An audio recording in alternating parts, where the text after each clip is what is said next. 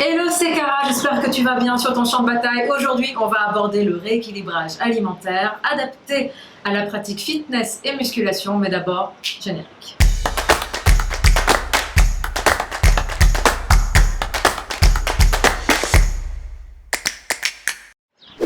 Cette vidéo m'a été inspirée parce que je reçois très souvent des questions à propos du rééquilibrage alimentaire adapté à la pratique sportive. Et oui, il y a une petite nuance qui fait toute la différence et qui fait qu'on a de meilleurs résultats. Et du coup, cette vidéo, elle est là pour répondre avant tout à ça. Étape numéro 1, savoir si vraiment on a besoin d'autant de protéines. Si on est une pratiquante en fitness, que l'on fait des cours collectifs, qu'on utilise beaucoup d'appareils cardio, que l'on fait de la course à pied par exemple, on n'a pas besoin d'autant de protéines qu'une pratiquante qui fait également de la musculation. Et non, je ne suis pas là pour te vendre des compléments alimentaires. Je suis là pour t'éduquer à savoir exactement ce que tu dois manger et pour te donner des étapes très simples à suivre pour y arriver. Deuxième étape, supprimer progressivement, pour éviter le gaspillage, les produits industriels transformés de ton alimentation quotidienne.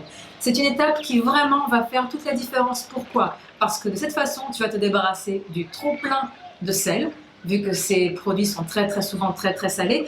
Tu vas te débarrasser progressivement des additifs, ainsi que des sucres ajoutés. Du coup, sans même t'en rendre compte, en commençant à cuisiner et en mangeant des vrais aliments, tu vas déjà apporter un très gros changement à ton alimentation.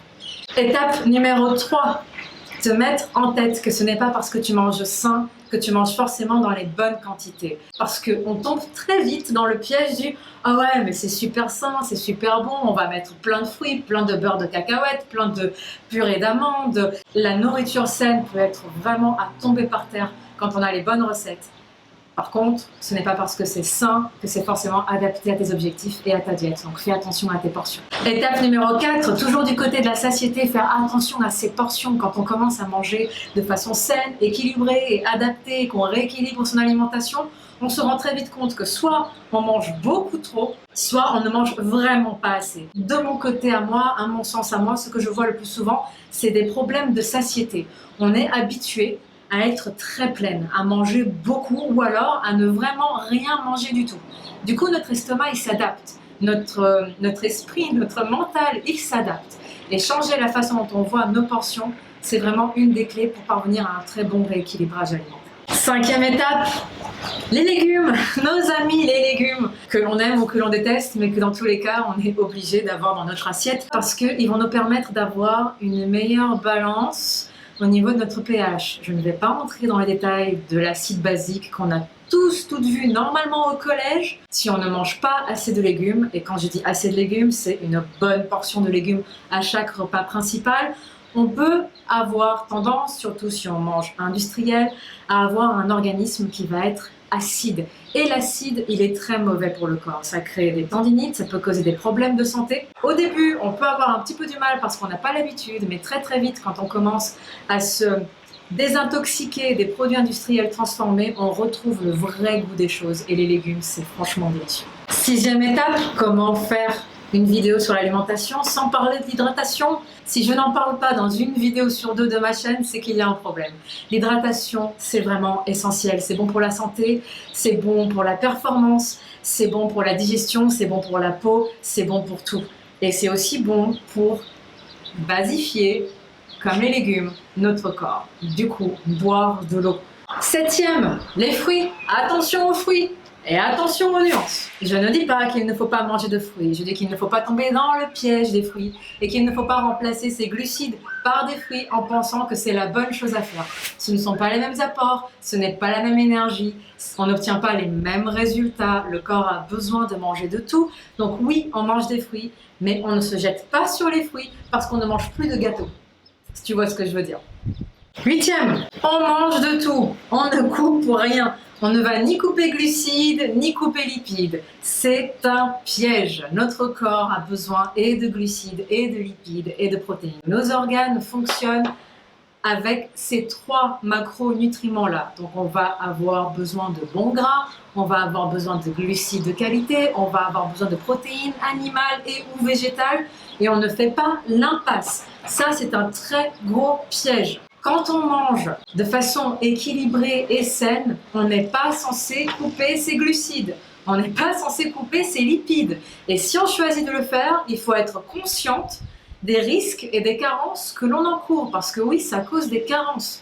Et souvent, on ne se renseigne pas assez. Donc avant de faire des choix qui peuvent impacter la santé et qui peuvent vraiment avoir de très très gros impacts sur ton bien-être, sur ton mental, sur le fonctionnement de ton corps, fais attention et renseigne-toi. Ne coupe surtout pas les lipides ni les glucides. Sauf si, bien évidemment, tu es atteinte d'une pathologie particulière et que tu as un encadrement médical. Mais comme toujours, je m'adresse à la très grande majorité de personnes qui sont en bonne santé. Je le précise quand même, parce que je le vois venir.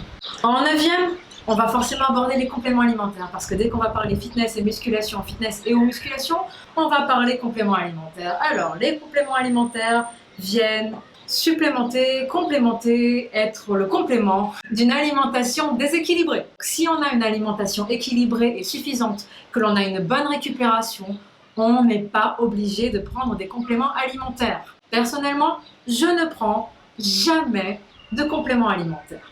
Il m'arrive d'en prendre quand par exemple je suis en déplacement et je ne peux pas apporter mon petit encas avec moi. Ça m'arrive d'en prendre si je suis en carence de certaines vitamines ou de certains minéraux, après avoir fait quand même des prises de sang et d'être sûr que ça se justifie bien. Les compléments ne sont vraiment pas obligatoires. Si tu manges bien, suffisamment, que tu récupères bien et suffisamment, tu n'en as pas besoin.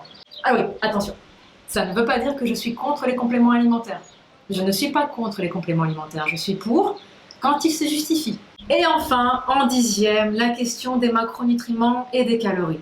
Connaître ses macronutriments et ses calories, c'est le top. On ne va pas se le nier. Pour savoir exactement ce que l'on doit manger, pour avoir une bonne idée et pouvoir avoir une trame, et non pas une obsession au gramme près de ce que tu dois manger à tout calculer tout le temps. Si tu fais bien tes calculs, si tu connais bien ton plan alimentaire, après tu peux broder autour, tu peux remplacer certains aliments et tu peux progresser. Et voilà, on conclut ainsi la vidéo d'aujourd'hui. Je compte d'ailleurs faire très bientôt toute une série sur comment compter ses macros, comment compter ses calories en fonction de ses objectifs. Si jamais c'est quelque chose qui t'intéresse, tu me laisses ça en commentaire.